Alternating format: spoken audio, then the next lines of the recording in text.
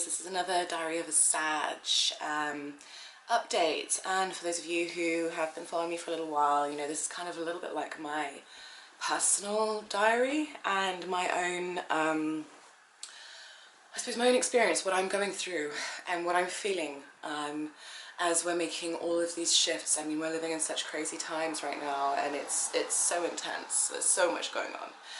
And I make these videos really, one, because it's a little bit of therapy for me, but also because it helps, I think, to be able to relate to one another, especially if we're going through, you know, similar experiences. So this month, my God, wow. I mean, I feel like we just entered 2018 with a bang.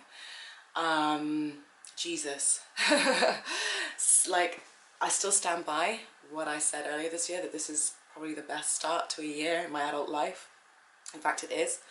I've never come in with so much awareness and so much change and so much shift happening internally, big time. So we had this full moon at the beginning of the month in Cancer, and now we've got this super blue blood moon eclipse happening on the 31st of January, which is insane. You know, this hasn't happened in 150 years. And it was a new moon yesterday. And so I am somebody who's very affected by the moon. The moon is the most prominent planet in my chart. It's in my 11th house. The moon and Chiron are my two most kind of prominent planets. Chiron's right on my MC, which should tell you a lot about me. You know, Chiron being the wounded healer, my pain is literally on show for everyone to see, and for a long time that was a really hard thing to deal with growing up, you know, but I am mastering it, and I'm learning to use those wounds and to use that healing ability to help others and to reach out to others. And so it is my it's almost like the engine that keeps me going, you know. But yeah, the moon, other than that, the moon is really prominent in my chart, and I've really been connected with the moon this month. My moon is in Cancer, so the full moon in Cancer at the beginning of the year really spoke to me on a very deep level.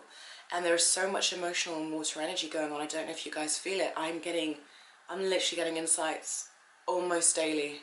I'm getting downloads, I'm getting insights, I'm getting just new waves of perspective just washing over me and through me, and it's incredible. And I'm really feeling like this is time to ground. I'm doing that Cancer thing. I'm going back into my shell, and I'm being a bit of a hermit, but I love it, you know. And I think that in a way we're all feeling a little bit like this. I feel like we're all feeling a little bit tender. I feel like we're all feeling a little bit raw. I think we're feeling things that perhaps we haven't felt before, and we are perhaps looking in places that we haven't dared before, looking into the recesses of our hearts, at certain pains and wounds and habits and cycles in our life that maybe have been detrimental to us, and actually starting to see them for what they are. And that takes a lot of bravery. So it's very soft and gentle energy in a way, but yet at the same time it's so powerful, and it can be overwhelming. And I think, you know, I think there are probably some people out there who are finding this challenging, especially those who are very emotionally closed off, because I feel like this energy will make you surrender to it one way or another if you don't connect with your heart space. If you don't consciously go there, somehow whatever's been hiding will be broken open and exposed for you to see, and perhaps for all to see. I've got to admit, I've been blindsided this month twice, and not by anyone else, but by myself. Hidden aspects of myself. I mean, slip-ups, mistakes, things that I'd done that I didn't even realize I'd done. It took someone else telling me on both occasions. You know, one was at work and one was in my personal life, and I was completely unaware. I had no idea. And this was really powerful for me. And I mean, I think at first it took me back a bit. It took me by surprise on both counts. But then I saw the blessing in it, you know, because essentially both these moments of being blindsided came from a lack of presence. And a lack of presence is a lack of power, you know, and power has been really been a hot topic for me these last few days. Issues of power and how we hold our power, and how I use mine, and how I've abused mine, and how I've disowned mine in my own life. And we are only ever in our power when we're present, when we're in our bodies, when we're engaged with what we're doing, with what we're being, with who we're around, with our environment. And there are some of us who are really good at disengaging, especially those of us who are very psychic, very spiritual. Anyone who's encountered a lot of abuse in their childhood, we're good at disengaging. And so this kind of started the ball rolling.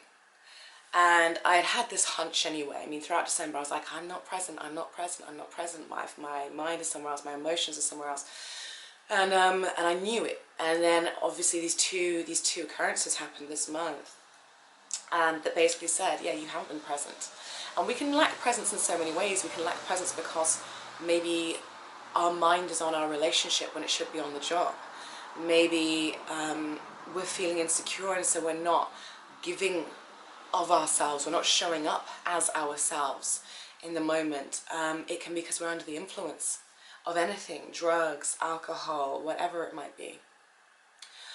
All of these things rob us of our ability to be present, and if we don't have an ability to be present, we don't have an ability to be powerful from our divine point, from our divine nature.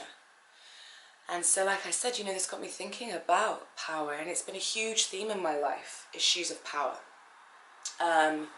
Massively. And, you know, I like to be quite open and frank with you guys. I have always felt that I am a very powerful person. I don't know what it is, but I've always felt that I have a certain strength to me. I think part of that was born out of the fact that I had to endure so many changes and so much upheaval at such a young age, and it caused me to have to know myself to a certain extent. It gave me a certain resilience and strength. And so I don't fear standing on my own. I don't fear being alone. I don't fear my own company. I don't fear not being part of the crowd. In actual fact, it works better for me if I'm not part of some crowd, because I'm able to intuit and pick up the things that I need to pick up. My path is not your average path. And that's been made quite clear to me throughout my entire life. So, you know, I always knew this, but yet at the same time, I was never encouraged to own my power. I was never shown just how powerful I was. I was never shown, and each of us as individuals, we're so powerful. And this is what a lot of this shift is about. It's about us realizing our divinity, about us realizing our godlike nature and our own power to shape, create our world. And a lot of us aren't shown this, and I, for one, was not shown this. In fact, I was shown quite the opposite, and I was trained out of my power. So this is really interesting. You know, I was mulling over this and thinking about this and like coming to an understanding of a lot of things. And I decided to do an exercise in which I brought my future self to this point in time now. I did it twice over the course of about 4 days. This is not something I would recommend for everybody. I think it can shake things up in you that, if you're not ready for, can be quite unnerving. But something told me that it was the right thing to do. So I did this exercise in which I meditated. It's an open eye meditation, and I brought my future self forward and into myself. The first time I did it, I just felt complete recalibration, energy waves inside, outside, body twitches, everything, the whole works. The second time it wasn't quite as intense. The interesting thing about this is I write a journal, and so for the last 5 days, or since I did this meditation, I've been going to write my journal, and I keep on putting the wrong dates in. So at first I was a day ahead of myself, and then I was, I think, a month. I was writing February, and then yesterday I found myself writing June 2018. And I was like, oh, why? I wasn't getting the year wrong. You'd think I'd be getting the year wrong, but I wasn't. And I was thinking, why am I ahead of myself? And I thought, duh. You know, I did this meditation, I brought future self forward. I didn't know quite from which point in time, but it would appear that maybe I brought my June self forward. I don't know. But you see, time is, at the moment for me, I'll go on to this later, but at the moment for me, time is very fluid and plastic right now. So anyway, I did the meditation where I brought my future self forward. I feel like I'm rambling, but who cares? Brought my future self forward. And wanted to gain the insights that self would know about me now. And it worked like a charm. It just, boom, like that. And so last night, I was sat there watching the rain. It's been really stormy this month, which is beautiful. I think it fits in with that heavy, crazy, chaotic, emotional energy and purging that's going on. This new dimension portal that's opened up for us to step through. So I was watching the rain, I was watching the storm. And I suddenly went to a different place. And I saw myself as another person, still me. But I saw myself in the past, and I realized how I had gone about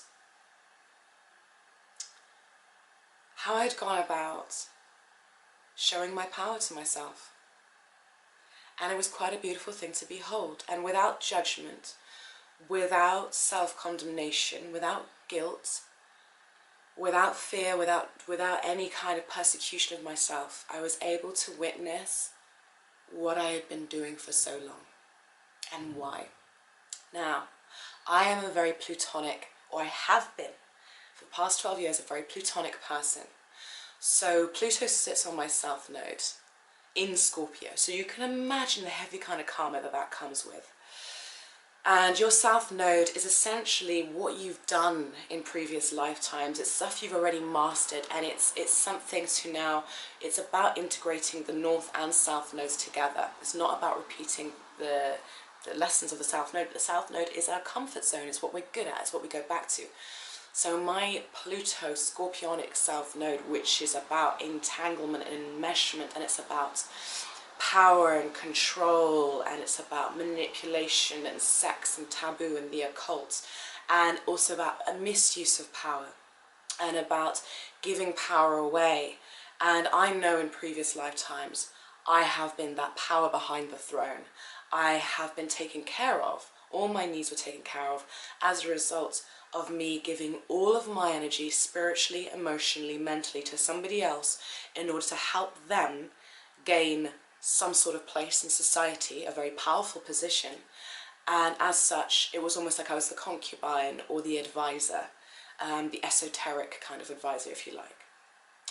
But what it did is it robbed me of my ability to appreciate the world of the five senses. It robbed me of what it is to stand as an independent entity on my own 2 feet, to know my own power. It entrained me into giving my power and energy away, 100% and totally.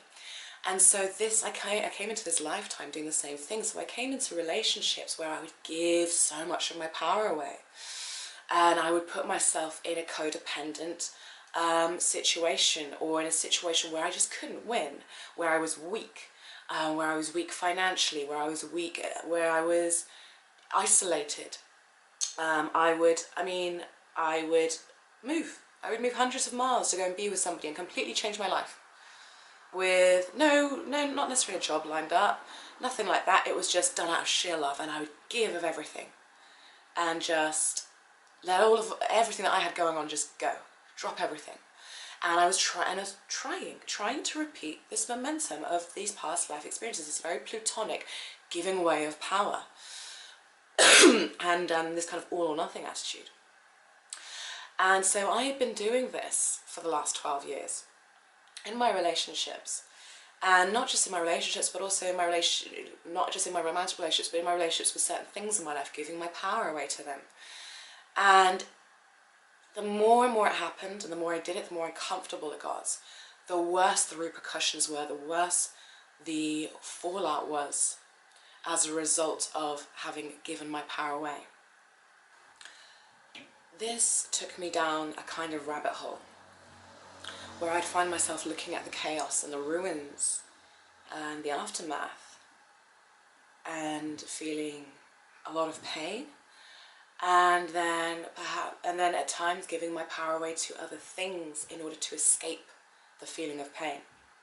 So it became this cyclical thing that I got caught up in, and very, very plutonic, very destructive, but yet re-emerging from the ashes once again to kind of start again and rebirth, and then crashing and rebirthing and crashing.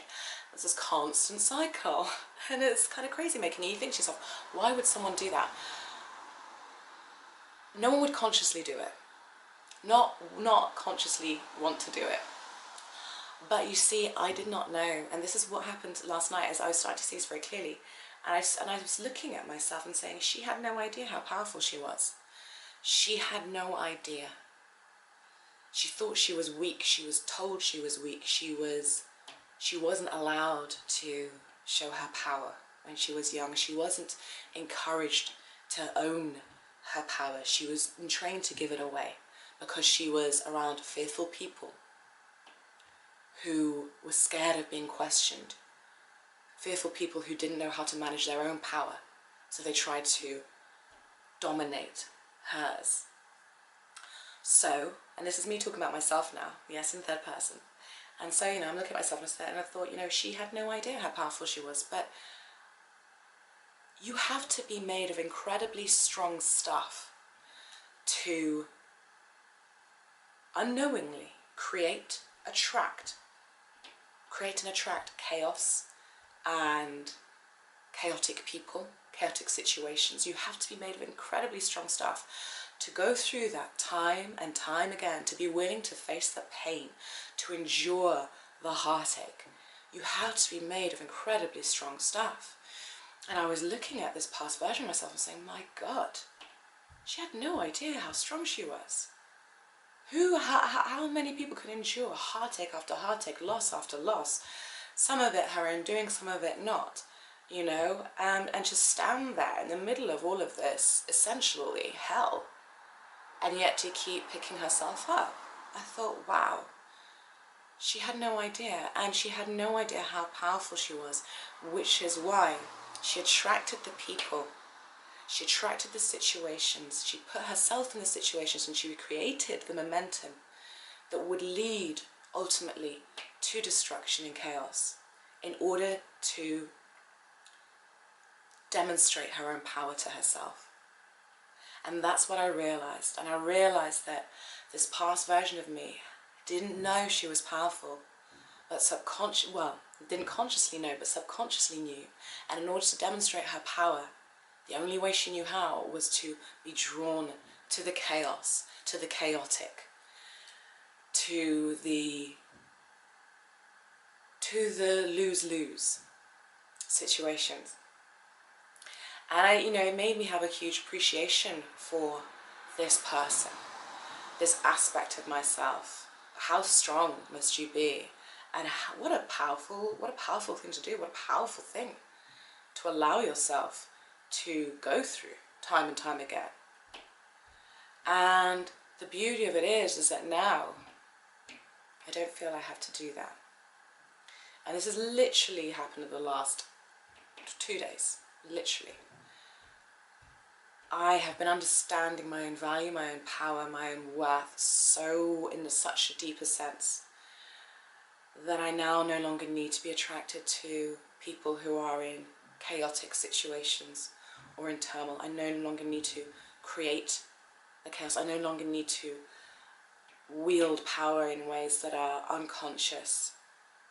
because I now know I'm powerful, so therefore I don't need to have it mirrored back to me in unconscious ways, because I'm conscious of it now. So this is something that was like, you know, really quite a beautiful moment for me, and I was able to see myself with love and with compassion, you know, and it made me think about how we are all just beautiful, divine, godly energy. We are all pure, brilliant white light, and we get entrained into society. We get entrained by our parents, by our peer groups, all sorts. And we get trained to look outside of ourselves to see our reflection. But the truth of the matter is, God cannot see God's own reflection. Put a mirror in front of divine, bright white light, and what will happen? You won't see anything. It will just blind itself. There's nothing to see. It's that pure. And that's what we all are. But yet we're looking around us. We're looking to the opinions of others. We're looking to the outer circumstances to reflect back to us who we are. There was no way that my parents, in their state of unconsciousness as they were at the time, could reflect back to me my brilliance. Because theirs was never reflected back to them properly. How could they do that for me? And even if they couldn't show me my entirety. No one can. And so I've stopped, you know, it's been a gradual process, but it certainly started at the beginning of this month. I've stopped looking for my reflection in the eyes of others. I've started to know what I am, not who I am, but what I am. Who I am is unfolding to me day by day this year. I'm learning who I am all over again, and I'm meeting myself anew. I'm definitely not who I was, but I don't know who I am. But I know what I am, and I am divine light. I am a goddess in human form. And I look now to no one to reflect that back to me. And that is a really lovely place to be. And maybe I stand alone at times, but I'm never alone. And so I don't know if any of this is making sense, but this is kind of where I'm at. And I'm feeling the energies of the moon and this eclipse that's about to come up already. I really am. And I really believe that this is a portal. This is portal type energy. This is time shift energy.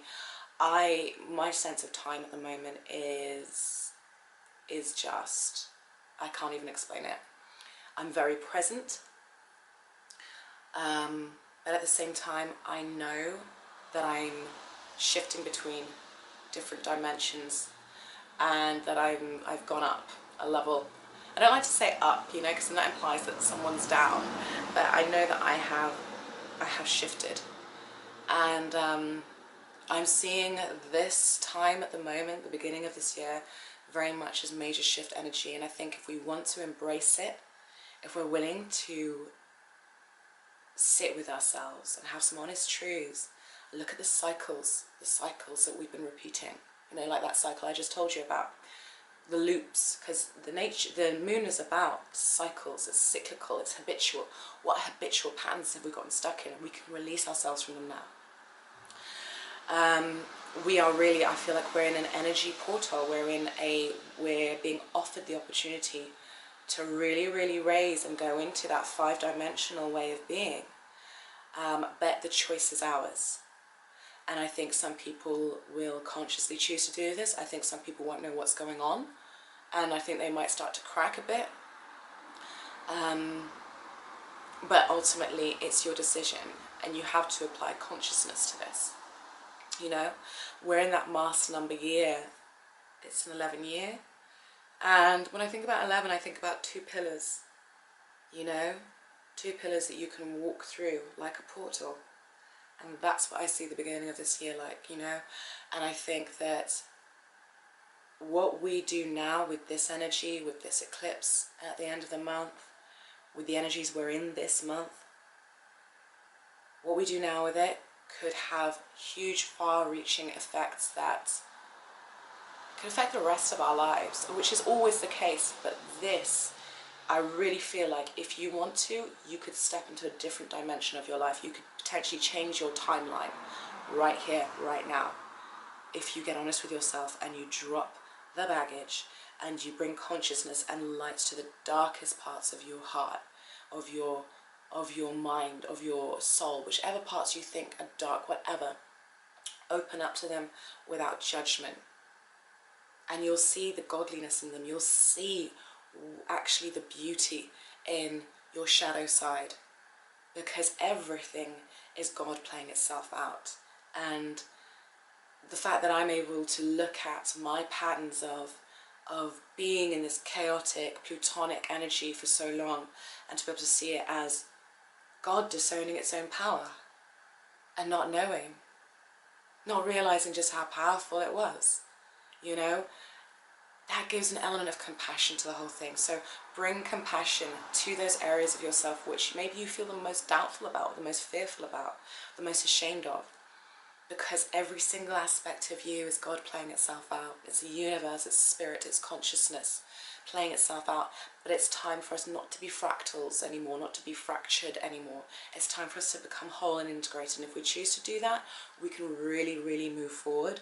And like I said, we can change our timelines. We can shift to other timelines. We can shift to different momentums in our lives if we use this energy consciously. It's a really, really special time. And think about just how powerful emotional energy is. You know, this is the energy of the ocean. The ocean can create and destroy. It can create new land, it can destroy. It can swallow up an entire country. That's the energy we're working with here. It's fucking powerful, pardon my French. So own that. Go with it. Go with that flow wherever it is taking you. I think that is the biggest thing that I'm feeling right now. I'd love to know how this is all affecting you guys. You know, for me it's I feel like I'm, in a weird way, I'm finding out who I am again. And my identity is shifted. Yeah. Anyway, thank you for listening to me, guys. I feel like I've really rambled. But hey, like, that's what it's about. If we don't share our experiences, if we don't allow ourselves to be vulnerable and to speak from the heart, then how do we expect to have more connection on this planet? You know, I'm not afraid of putting myself out there. So thank you for listening, guys. Take care. Much love to you all.